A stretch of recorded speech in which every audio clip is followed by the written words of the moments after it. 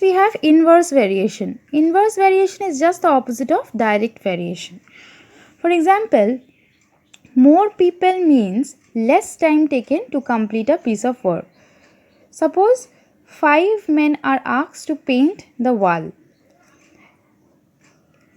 in 10 days. Now, if I ask 100 men to do the same work, they will do it in much less time.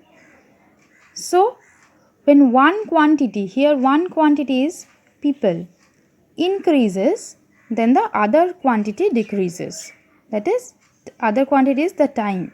So, when number of people are increasing, time is decreasing, and vice versa. That is, when number of people decreases, then time increases. Here, the rule is x into y equals to constant. That is, if we multiply, then I will get a constant term. Constant means it will remain same. So, exercise 8.2 question number 1, it is similar to exercise 8.1 question number 1 where we had to divide. And in each division the answer was constant. Here in each multiplication the answer will remain constant. So, since x and y vary inversely, therefore x into y equal to constant. So, as you can see, 8 into 5, here it is blank given, and here 20 into 2, both equal to 40. So, 8 into 5 equals to 20 into 2 equals to 40. So, we can write 8 into 5 equals to blank into 10. So, 40 equals to blank into 10. So, blank equals to 40 by 10 equals to 4. Next again, 8 into 5 is equals to blank into 1. So, we can say 8 into 5 equals to blank into 1 means 40 is equals to blank into 1. So, blank into 1 equals to 40.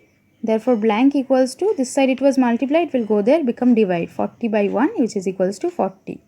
Next again, 8 into 5 is equals to 5 into blank.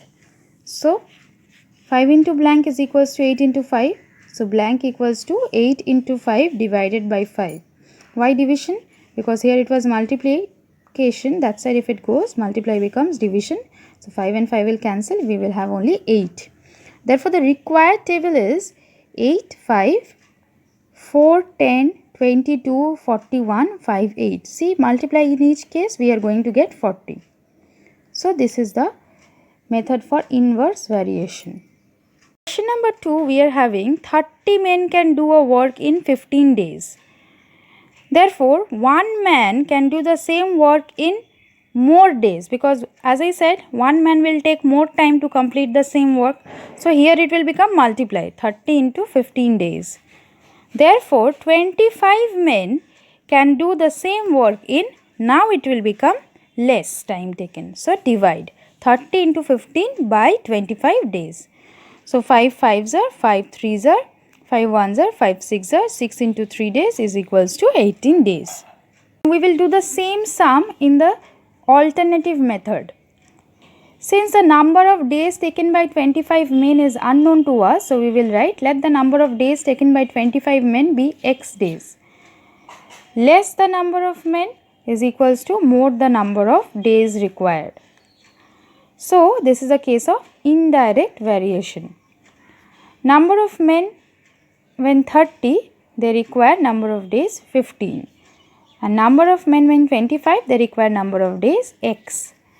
Since this is indirect variation, so this into this is equals to this into this. So, 30 into 15 is equals to 25 into x. Therefore, x is equals to 30 into 15 divided by 25. Now, 5 5s are 25, 5 3s are 15, 5 1s are 5, 5 6 are 30. 6 into 3, 18 days. So, you can see in both the cases answer is coming same.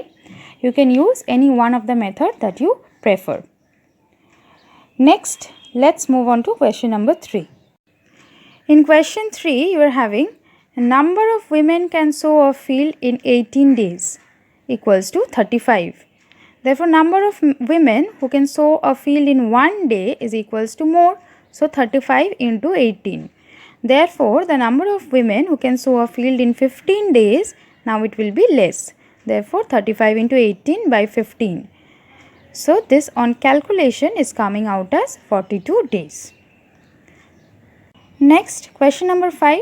Number of days taken by 42 cows to graze a field is equals to 17 days. Number of days taken by one cow to graze a field will be much more.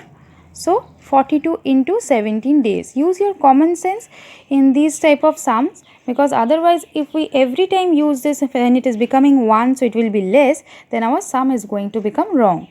See, one cow will take much more days to graze the same field. Therefore, number of days taken by 51 cows to graze a field is equals to 42 into 17 by 51. This on calculation is coming out 14 days. Next, question number 7. Number of men can plow the field in 24 days equals to 65. Number of men who can plow the field in 1 day will be much more, that is 65 into 24. Number of men who can plow the field in 20 days will be less, so 65 into 24 by 20. This is coming out as 78. Now the question was, how many more men was required to plow the field in 20 days? So number of men required more is equals to 78 minus 65. 65 was the number of men required to plow the field in 24 days, which is equals to 13. And this is our required answer. So I hope you have understood, children, the unitary method and its application sums. Please complete all these in your maths exercise copy, classwork copy, and along with that I will give you some homework which is based on the same type of sums. Please follow the classwork properly and also complete your homeworks. I will give the solutions in the next class. Till then, stay safe and take care. Thank you, class.